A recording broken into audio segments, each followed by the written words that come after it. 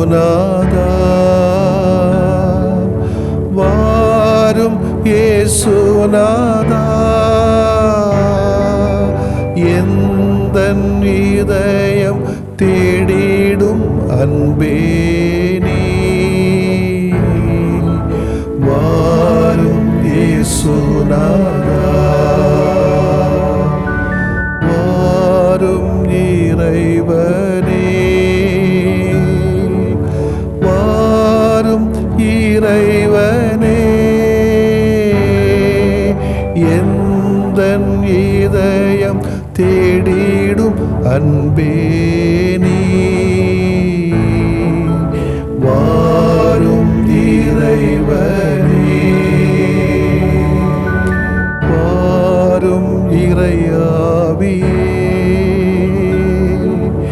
வாரும் இறையாவியே எந்தன் இதயம் தேடிடும் அன்பே நீ வாரும் இறையாவியே.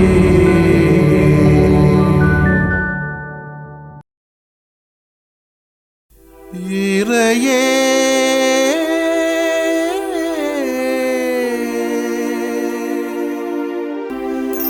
எம் இறையே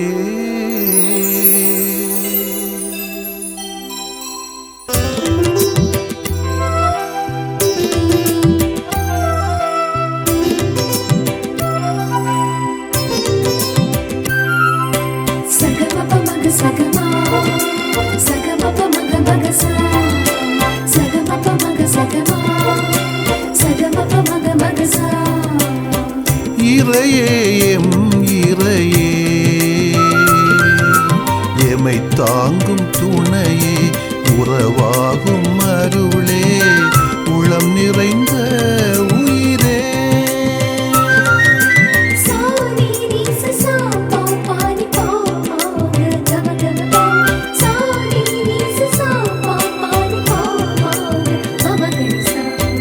இறையே எம் இறையே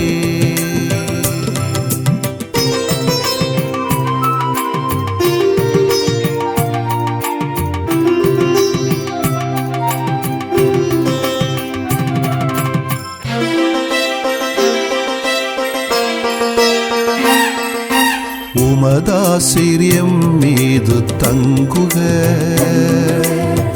உமதொழியம் உள்ளே வீசுக உமதாசிரியம் மீது தங்குக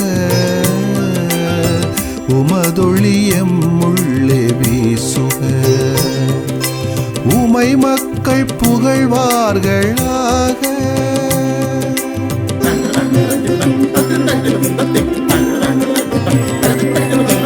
உமை மக்கள் புகழ்வார்களாக மாந்தர் உமை போற்றுவார்களாக இரக்கம் எமை தேற்றுக உமதாற்றல் எமை நிரப்புக இரக்கம் எமை தேற்றுக உமதாற்றல் எமை நிரப்புக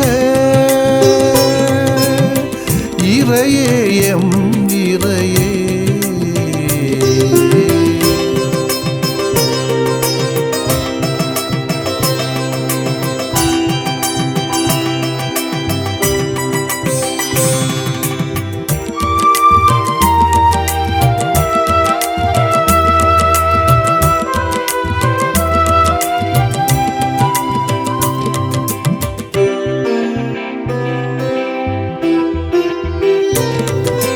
நலிந்தோரில் நிறைவாழ்வு ஓங்குக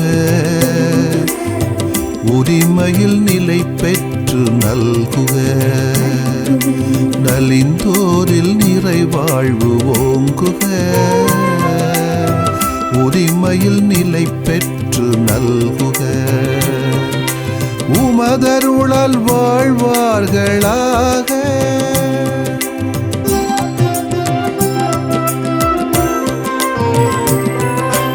உமதருளால் வாழ்வார்களாக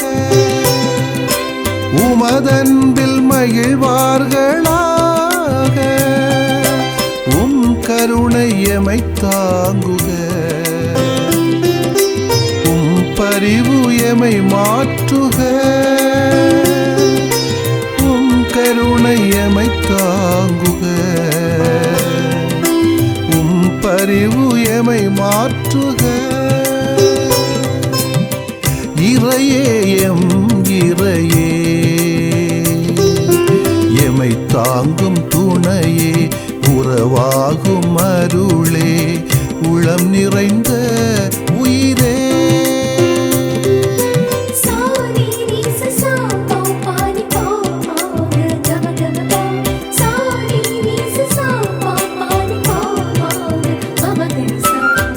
இறையே எம் இறையே, எமை தாங்கும் துணையே, உறவாகும் அருளே, உளம் நிறைந்த உயிரே.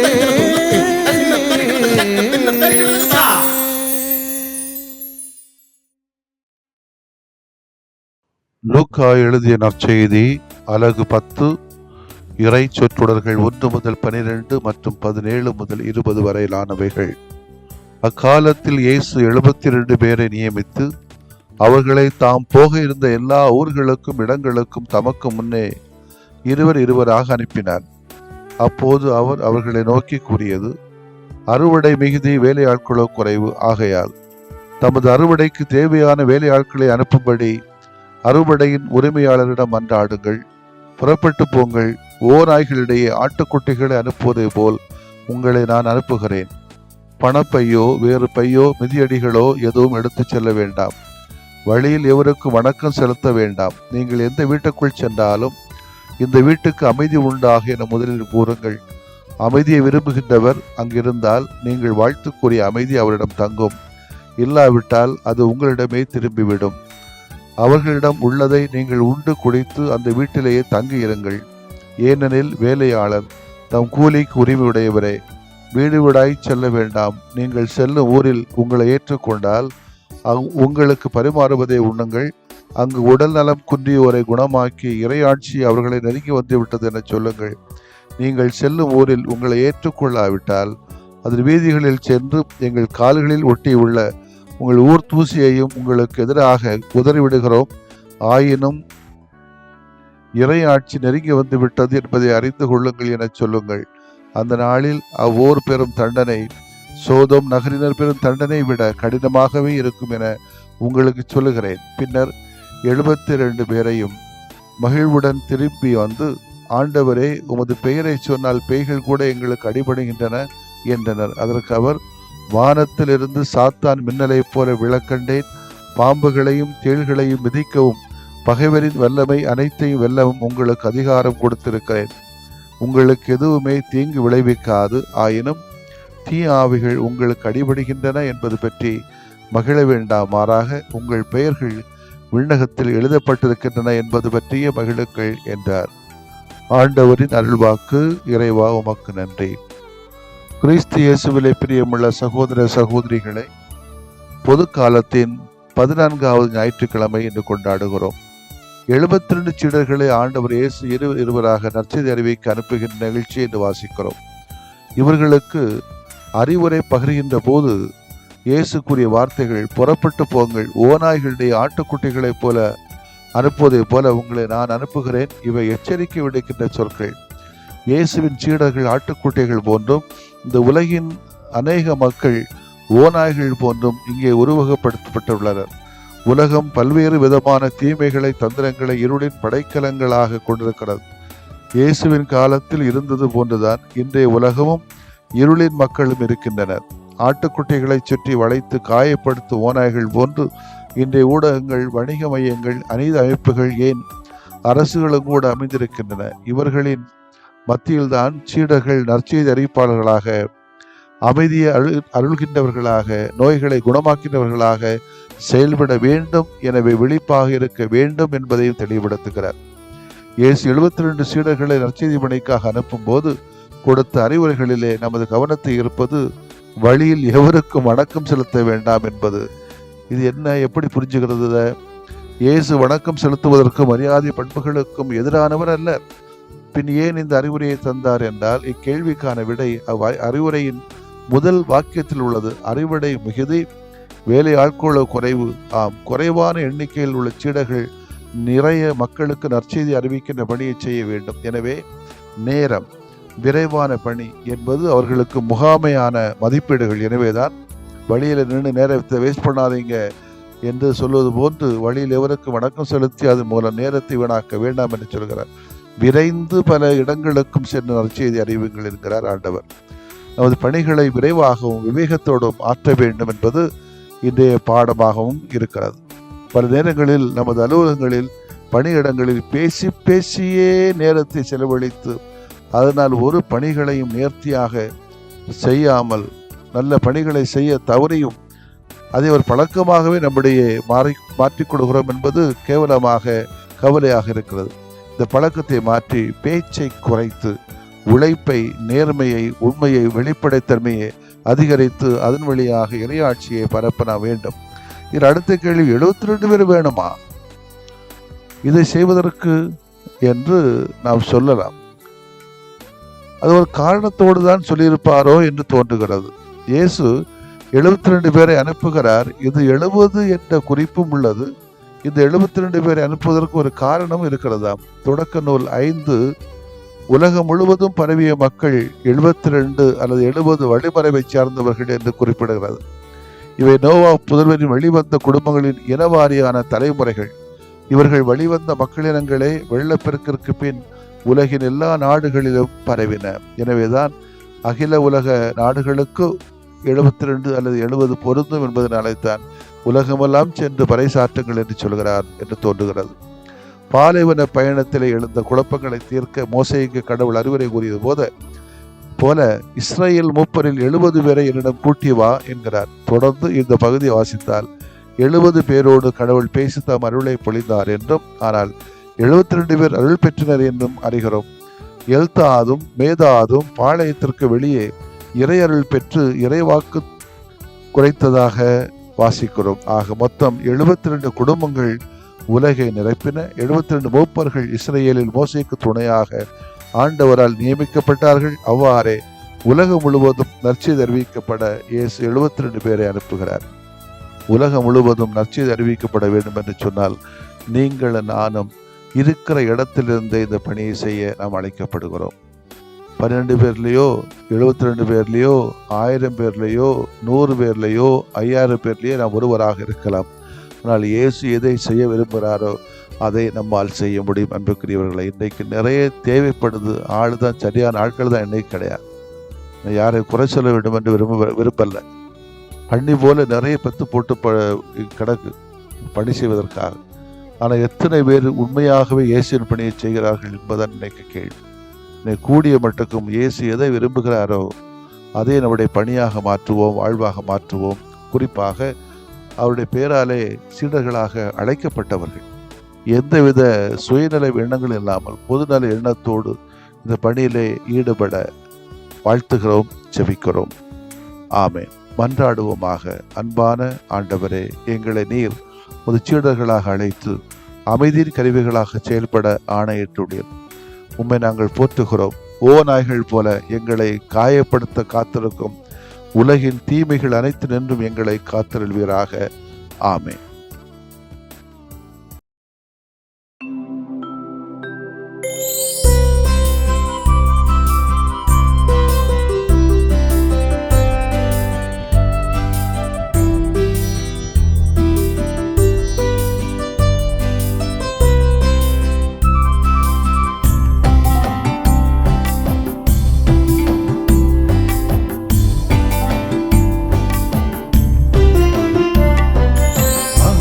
அருளும் தெய்வமே, அன்பு நிறை தேவனே, அருளுமே அருளுமே அமைதி அருளுமே, அருளுமே அருளுமே அமைதி அருளுமே, அருளுமே அருளுமே அமைதி அருளுமே.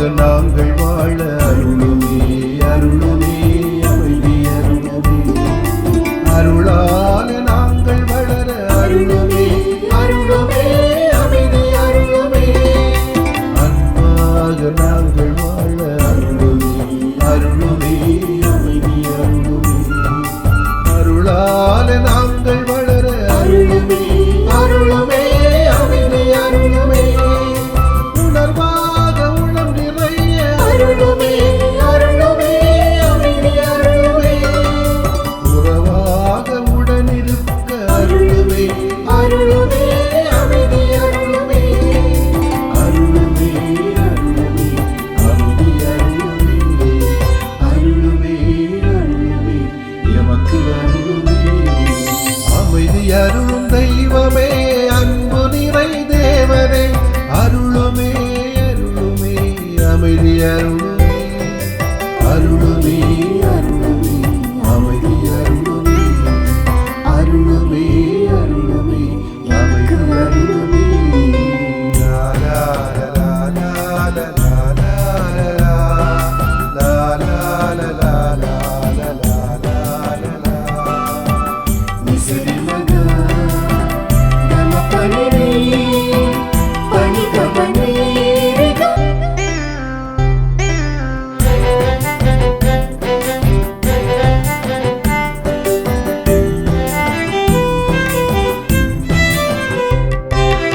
அழிவாலையாம் இருக்க அருளுமே அருளுமே அமைதி அருளுமே பண்பான நிதம் இருக்க அருளுமே அருளுமே அமைதி அருளுமே அழிவாலையாம் இருக்க அருளுமே அருளுமே அமைதி அருளுமே பண்பான நிதம் இருக்க அருளுமே அருளுமே அமைதி அருளுமே பாசத்தால நிறைந்திருக்க அருளுமே அருளுமே அமைதி அருளுமே பயிர்வாலே வாழ்ந்திருக்க அருளுமே அருளுமே அமைதி அருளுமே அருளுமே அருளுமே அமைதி அருளுமே அருளுமே அருளுமே எமக்கு அருளுமே அமைதி அருளும் தெய்வமே அன்பு நிறை தேவனே அருளுமே அருளுமே அமைதி அருளுமே அருளுமே அருளுமே அமைதி அருளுமே அருளுமே அருளுமே அமைதி அருளுமே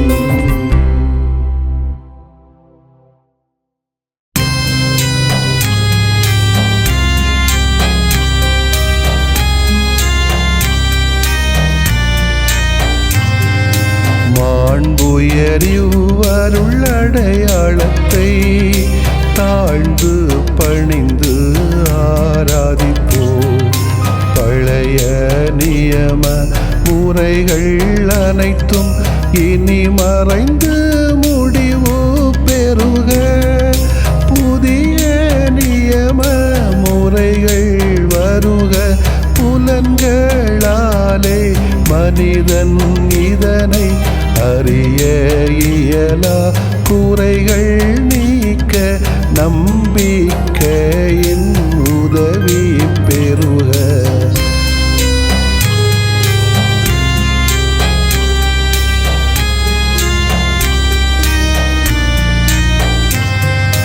தந்தை அவர்க்கும் மகன் அவர்க்கும் புகழ்ச்சியோடு வெற்றியாக்கும் மீட்பின் பெருமை மாட்சிமையோடு வலிமை வாழ்த்து யாவுமாக இருவரிடமாய் வருகின்றவராம் தூய ஆவியானவர்க்கும்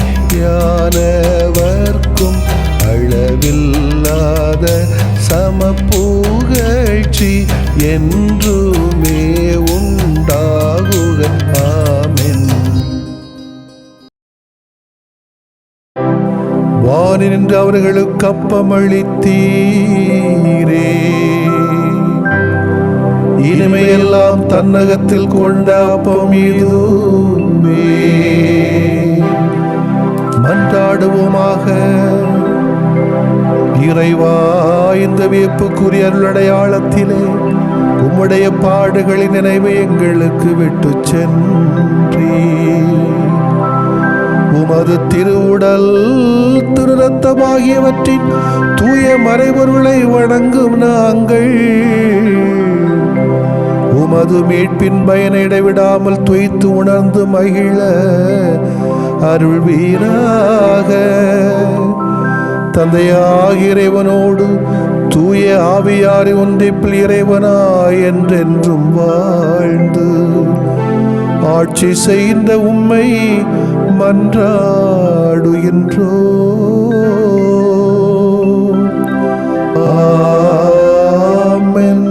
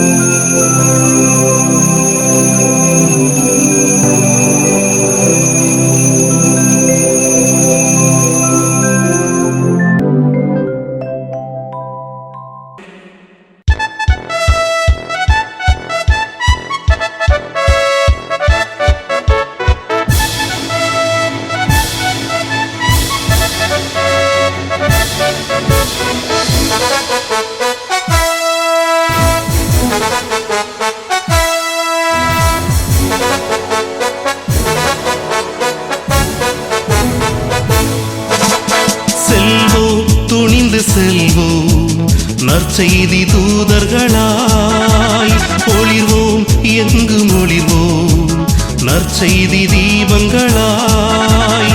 திருமுழுக்கு நமக்கு தந்த திருத்தூது பணி உணர்ந்து, திருமுழுக்கு நமக்கு தந்த திருத்தூது பணி உணர்ந்து செல்வோம், துணிந்து செல்வோம் நற்செய்தி தூதர்களாய், ஒளிர்வோம் எங்கும் ஒளிர்வோம் நற்செய்தி தீபங்களாய்.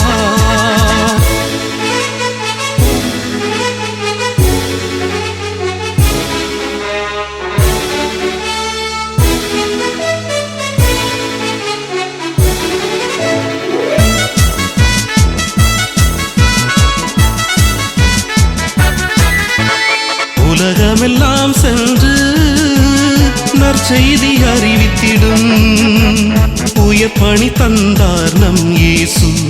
உலகமெல்லாம் சென்று நற்செய்தி அறிவித்திடும் உயர் பணி தந்தார் நம் இயேசு. அதை உளமாற ஏற்று உயிர் வாழும் நாளில், உளமாற ஏற்று உயிர் வாழும் நாளில் உறுதியாய் உழைப்போம், உலகினை வெல்வோம். செல்வோம், துணிந்து செல்வோம் நற்செய்தி தூதர்களாய், ஒளிர்வோம் எங்கும் ஒளிர்வோம் நற்செய்தி தீபங்களாய்.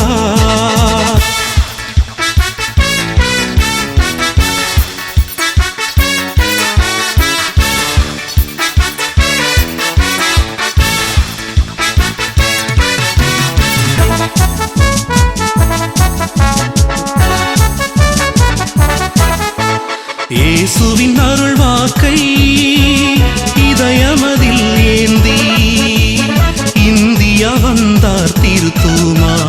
இயேசுவின் அருள் வாக்கை இதயமதில் ஏந்தி இந்தியா வந்தார் திருத்தூமா.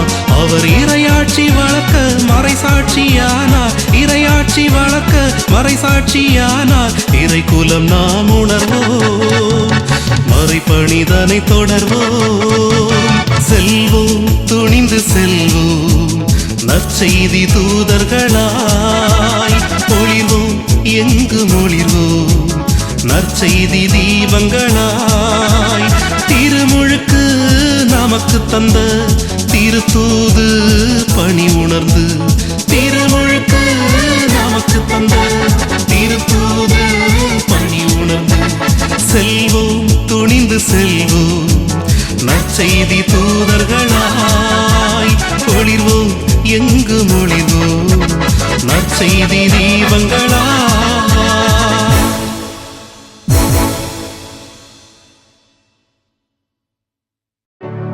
நிலையான புகழுக்குரிய தூய இறை நன்மைக்கு எல்லா காலமும் தொழுகையும் புகழும் போற்றியும் ஆட்சிமையும் உண்டாக கடவது. போற்றியும் ஆட்சிமையும் உண்டாக கடவது. தந்தை, மகன், தூய ஆவியாரின் பெயராலே ஆமென்.